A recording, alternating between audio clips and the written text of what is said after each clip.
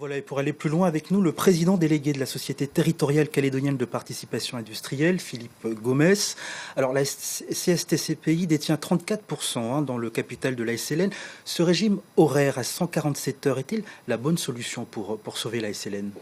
Alors, le régime à 147 heures ne suffira pas à lui seul à sauver la SLN, bien évidemment. Il y a plusieurs pôles permettant d'améliorer le cash cost de la SLN.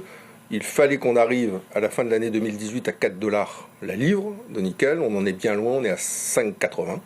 Et donc, on a un vrai challenge à relever. Et pour relever ce challenge, il y a d'une part amélioration de la productivité de l'entreprise. C'est la réorganisation du travail sur les mines, les 147 heures, et sur l'usine. C'est d'autre part la nouvelle centrale électrique au gaz à l'horizon 2022. Et puis enfin, c'est la capacité à exporter, c'est-à-dire à valoriser du minerai qui aujourd'hui n'est pas valorisable. Ni valorisé puisqu'il est sur les verses. Un cash cost de 4 dollars la livre d'ici 2020. À ce stade, que peut faire la SLN ? Les actionnaires peuvent-ils encore faire quelque chose pour débloquer la situation ? Il ne faut pas confondre ce qui relève de la direction générale de l'entreprise, qui est assumée aujourd'hui en fonction de nominations qui ont été dessinées par l'actionnaire majoritaire, qui est Eramet, de ce qui relève de l'actionnariat. La STCPI se réunit, prend un certain nombre de décisions, participe au conseil d'administration de la SLN, puisqu'il y a 4 administrateurs, indépendantistes et non indépendantistes, qui siègent au sein de ce conseil, qui doit d'ailleurs se réunir d'ici une quinzaine de jours. Je voudrais revenir une seconde sur les 147 heures pour expliquer que c'est pas une nouveauté mondiale. Le monde entier travaille soit à 147, soit à 168 heures sur mine.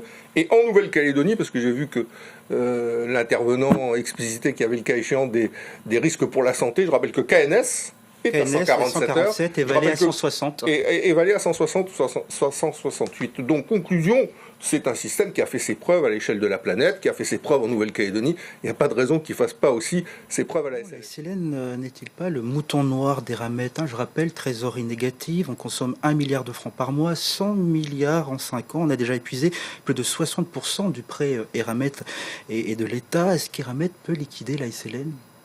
Non. En tout cas, il faut qu'on se mobilise collectivement pour que ça ne soit pas le cas.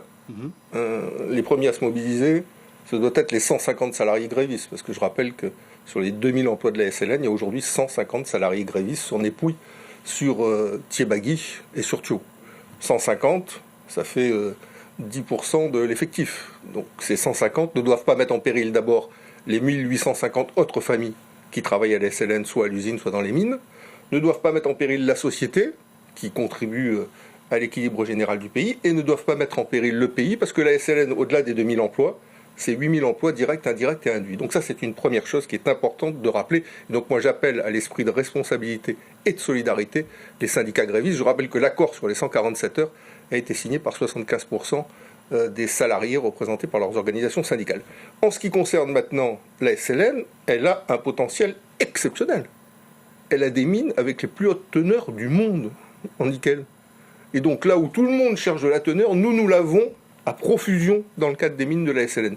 Donc il faut utiliser cette teneur, non plus, et c'est en ça que le modèle économique doit être révisé en profondeur, c'est plus on bouge 8 tonnes et on met 1 tonne dans l'usine et on en laisse 7 sur les verses, ce qui impacte l'environnement et ce qui a un coût pour l'entreprise. Non, désormais l'avenir, c'est la mine de nickel doit à la fois apporter sa tonne à l'usine de Dodiambo, et en même temps, 5 à 7 tonnes doivent pouvoir être exportées parce que ce sont des minerais à basse teneur. Si fin de grève il y a, reste le souci des stocks. On approche la saison des pluies. Comment faire ? Je rappelle qu'avec notre dernière livraison de Thiébagui, on peut encore tenir 20 jours.